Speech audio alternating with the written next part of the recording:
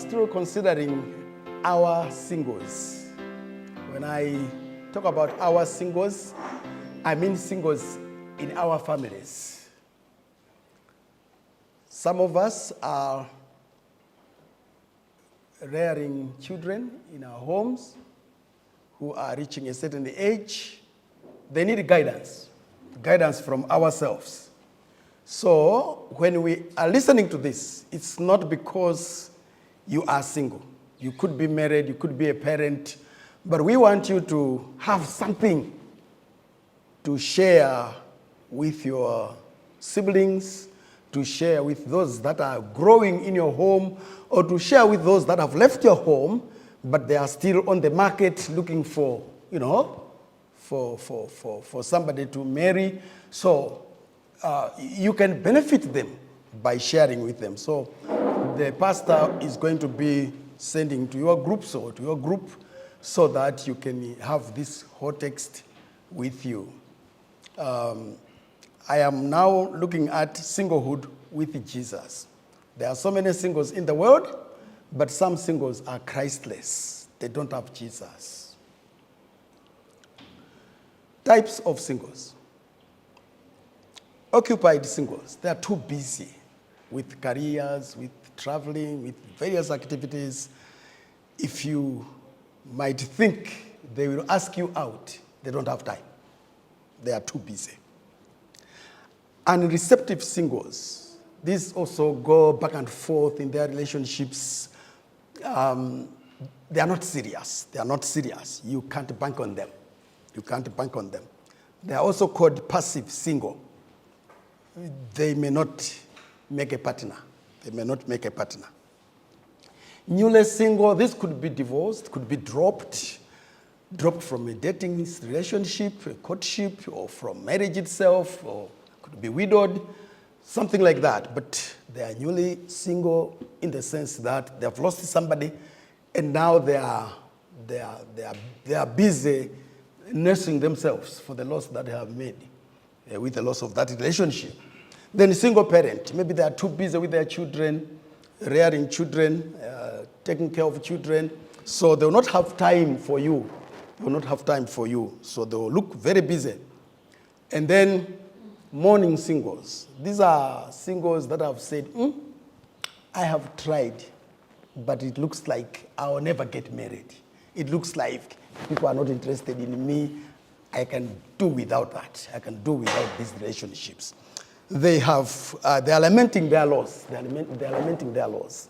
They are crying over the fact that they are living all this time and nothing is working out in terms of relationships. Recently, they are also called recently divorced or widowed. These are when they have lost their spouse. Then there are painful singleness. There's this painful singleness. These have also dimmed hopes. They don't have hope, they have lost hope, but they still want to have sexual relationships, but it's not working out. They can also be called frustrated single. They want a partner, but they can't find. Disgruntled single. These ones, they have been deceived so many times. They had a relationship, but that relationship deceived them, and it went away to another person, and they lost that one. They tried another one. They also lost that one. So they just get disgruntled and say, these people are deceptive, all of them. Single by choice. These are people who choose that they would rather spend their life alone than busy themselves with spouses. Single but not available. These are also too busy with other things and they do not make themselves available to you. Busy, distracted, single, absorbed in being single. Maybe they are a parent, maybe they have a career that is keeping them so busy. Maybe they are busy with school. Then the social single. These ones, they take their social activities more seriously than any other relationship. So they are busy with the socializing. And then seeking single. These are actively looking for a spouse. Actively looking for somebody. They are quite active. They are also called headhunters. They try to check if they can get one, headhunters, Then temporarily single, actively seeking a partner, but in between relationships. They hook this one, 3-4 days, they take another one, just like that. They'll be moving. Then there are these smash and dash single. These are sexual maniacs. I don't know what to call them. What should I call them? They hit and run. That's the one. All they want is to have sex, enjoy the feel, and then stop that one, get another one, enjoy the feel, stop. They are foolish, sort of, those people. They are also called the three-road singles. They enjoy the dating, the fun of it, the playing around with the relationship. They just enjoy that, and they don't care losing that one. Once off single, they are always with the new and exciting person. If they are done with that one, they'll go to another one, so like that. Single but not really single, these are people who cohabit. They look single when you are with them at work, but when they go back at night, they are not single because there is somebody there who takes care of them, and what happens, cohabiting. Single but not really single. And then everlasting single. These are people who have decided that don't mention marriage to me. I don't want it anymore. I'm done. I will live like this until I die or until Jesus comes. Now, there are some myths about singleness. Let's take the first one. Singleness is bad, while only marriage is good. That's a myth, because God says singleness is good, marriage is also good. That's what God says. Singleness means no family. That's not good. That's not true as well, because Jesus elevates singleness to a spiritual arena where you can join the spiritual family and be one with others. Then singleness wastes your sexuality. No, that's false, because sexuality and intimacy are not the same thing. God wants every Christian to experience intimacy with him and other believers. You can have intimacy with people that you live with in the home, not sexual intimacy. You must separate intimacy from sexual intercourse. It's not the same. However, God wants single Christians to abstain from sex until marriage or until the resurrection. So, be prepared to live single and have sexless singlehood. Sexless singlehood meaning that you can't have it because you're not married. Singleness is easy. It's not easy. Singleness is not easy. It's very difficult. It's very tough. Why are we saying that? Marriage is also difficult. Did you know that? Marriage is not easy. To get married is not easy. And when you are married, it's not easy to be married. Even me, I'm now 45 years in marriage, but I still find marriage very difficult. This morning, my wife was asking me, why is this bathing towel on this chair? So I said, man, a bathing towel on a chair, is it an issue? To me, it wasn't an issue. I kept on going to the bathroom while asking myself, why can't she just pick that thing and take it where she wants? Of course, I put it there last week.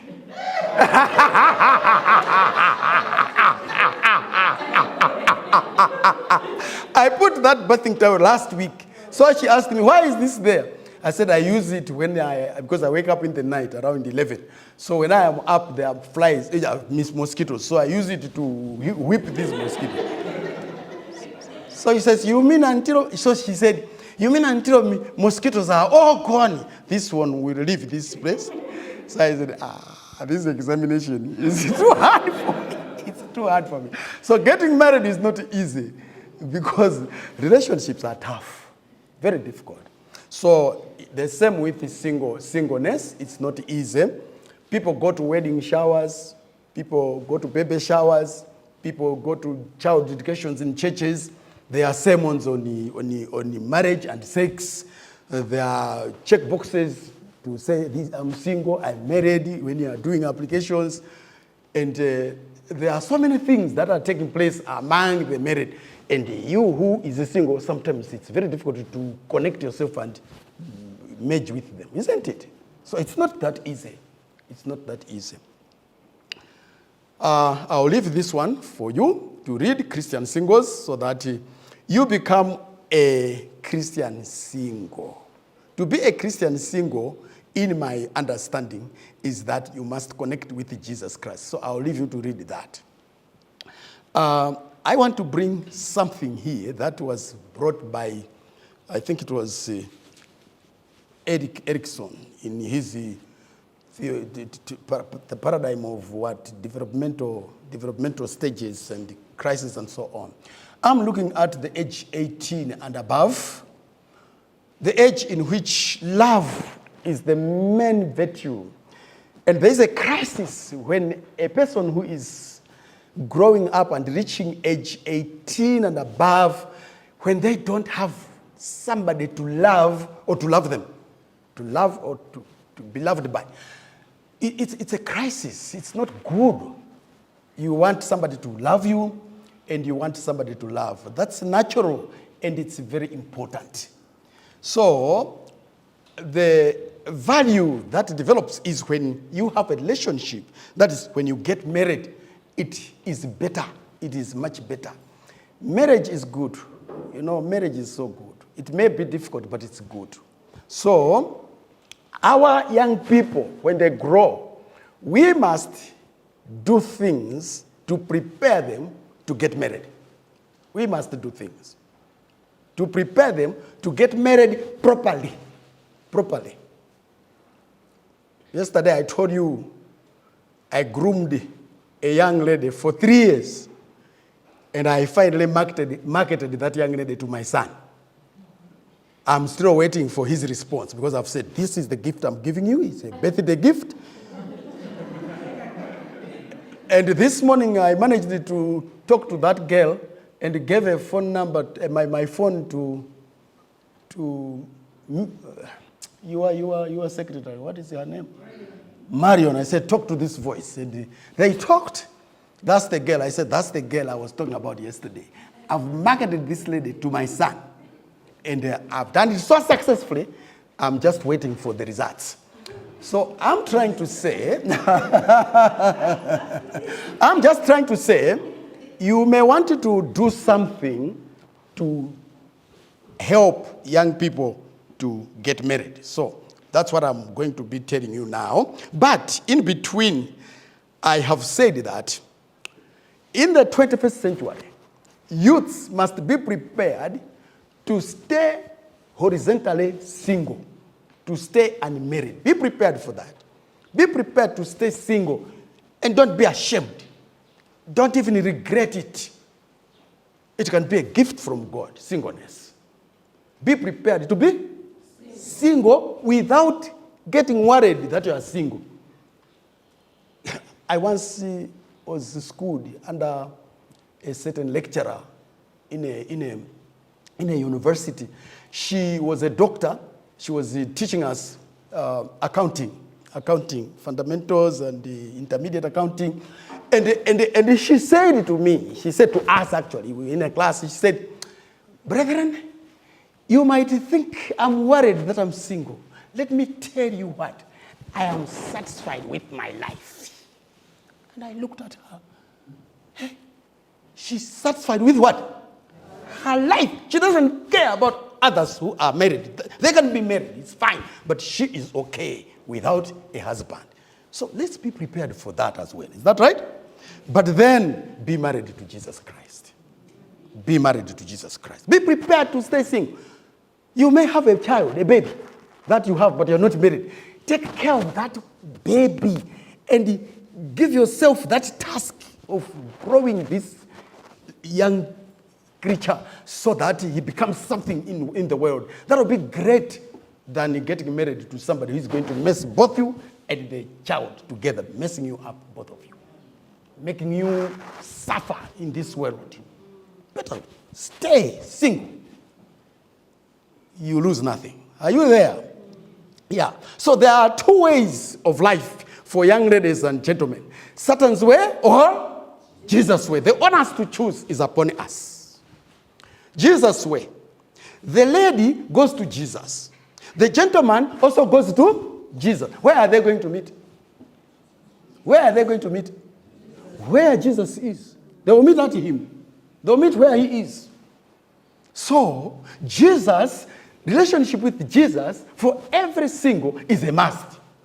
For every single, relationship with Jesus is a must. And it will be easier for Jesus to connect you because you are his own. Are you there? Are you there? Because Jesus is in you and Jesus is in her. So it will be easier for Jesus, who is in both of you, to connect you. Did you get that?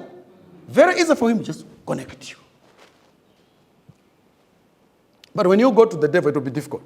Now, there is somebody who wrote, Ellen G. White, in Adventist Home 67, page 6, let a woman give herself to Christ before giving herself to any earthly friend. Are you there? Let a woman first give herself to Christ before she gives herself to any earthly friend, and enter into no relationship which shall conflict with this. If a relationship is going to conflict with your relationship with Christ, it's better that relationship to come to an end. An end. If somebody dates you because they want to eat you like food, yeah, they want to consume you through sexual relationships, but they don't care about your life, but just to enjoy you. If you find that they are like that, you know that this one is a devil. It's not a proper husband. It's not going to be a proper husband for me. Why does he ask me for sex when he hasn't married me? Are you there? You quickly check that and say, no. I can't take this. I can't take this. My friend, how are you? Iweo, how are you? She knows why she's laughing. She's a very difficult young lady, that one. Very difficult. Very difficult lady. When she says no, it's no. So they were trying, these men, to make her fall from the standard. She refused. And I was a witness because I was around. Now she's Mrs. Muzamindo. You see, a better thing has taken place. But she refused to fall. So, don't fall. Now, there is a warning from the same Ellen G. White, Messages to Young People. She says, Satan is constantly busy to hurry inexperienced youth into a marriage alliance. But the less we glory in the marriages which are now taking place, the better. The less we glory. Oh, my daughter is getting married. Oh, my son is getting married. You don't know that it's the devil who is making this thing happen. Check it first. What is it? It could be the devil wants to create a problem for them and you also as a parent. And you also as a parent. So she says, Satan is busily engaged in influencing those who are wholly unsuited to each other to unite their interests. He exalts in this work, for by it he can produce more misery and hopeless war to the human family than by exercising his skill in any other direction. The devil is busy making people connect when they shouldn't. Are you there? So, it's very important that we guide our children to have their eyes what? Open. Is this the right person? And you must tell them, your children, your young people in the homes, tell them that when somebody says, I want you to be my girlfriend or my boyfriend, they are not saying that you should be married. They are not saying that you should be married. If you accept a date that you'll be dating, it's to say, is he marriageable? Is she marriageable? Can I marry him? Can I marry her? If you are courting, the courtship, it is still, that courtship is still to say, can I marry him? Can I marry her? Not her, we shall be married. We shall be married. how are you going to be married when you don't know? When you don't know. So, in Adventist Home, page 68, she says, a true believer in Christ feels that it would be better to remain unmarried than to link his interest for life with one who chooses the world rather than Jesus and who would lead away from the cross of Christ. I would rather stay single than get married to a devil. I wouldn't. I would rather stay single than get married to a devil. That's very, very important. Very, very important. Get it from God. Get a spouse from God. Ask God for a spouse. He will give you. Study the book of Proverbs. It guides. It guides. If you have God-fearing parents, ask them for wisdom. And then look for character. Look for character. Where is it, Chimwemwe? Chimwemwe? She's at the funeral. Okay. Because she was saying, no, I want a rich husband this time. I now want a rich husband. No, don't go for riches. Go for character. Go for character. And then,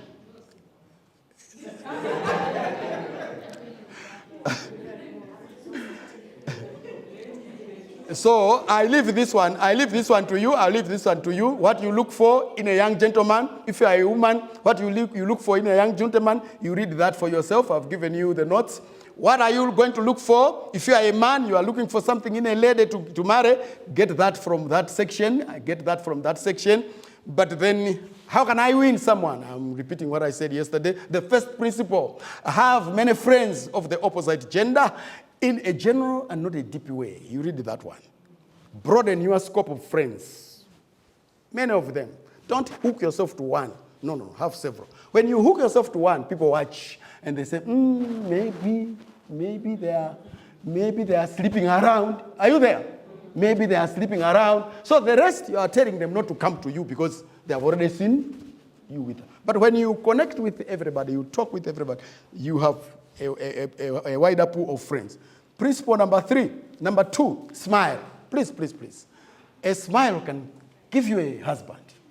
I'm telling you today, a smile can give you a husband. Smile to the one that you want. Sometimes you check a man, a new doctor has just come at Blunt Adventist Hospital, and this doctor is around, and you are saying, that doctor, I want that doctor to be my husband. But your strategy, smile. When you meet the doctor, simply smile. You meet the doctor, simply smile.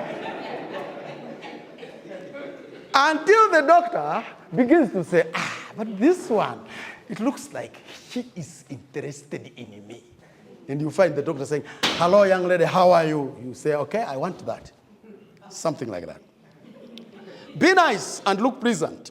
Be nice and look pleasant. Focus on them. When they begin to talk to you, let them talk about themselves. Let them talk about their interests, their people, and then you enjoy that. Then accept their invitations. If they invite you to a date, go there, but be careful. And then give them, when you are closer, a little bit closer, give some sacrifices. Sacrifices during friendship, they are good because they emphasize, they stress to somebody that you like them. Is that right? You like them. I remember my first gift to my wife when I hadn't married her before, it was a suit. I bought a suit for this girlfriend. I bought a suit for a girlfriend. Suit. And she was shocked, when she put it on. She was looking wonderful. See? So I think that's how she said, I must get married. And then demonstrate purity of character. Demonstrate purity of character. Be expensive morally. Don't accept. There's another book I have given you on top there. It is saying, when you are very close, you can be kissing each other. Once in a while, you can be holding. And those holdings and kissings, sometimes they tempt you to go far away. So it's better to tell each other that, let's contact, let's leave it at this. contact. Let's leave it at this. You mean I can't just... Let's leave it at this. You will do this at a certain point in time. Okay, or maybe you can do this before my CEO. When my CEO is there, you can do this. Because my CEO will smile. But behind the back, doing this, it goes far. Let me stop there. The other things, you read them. God bless you.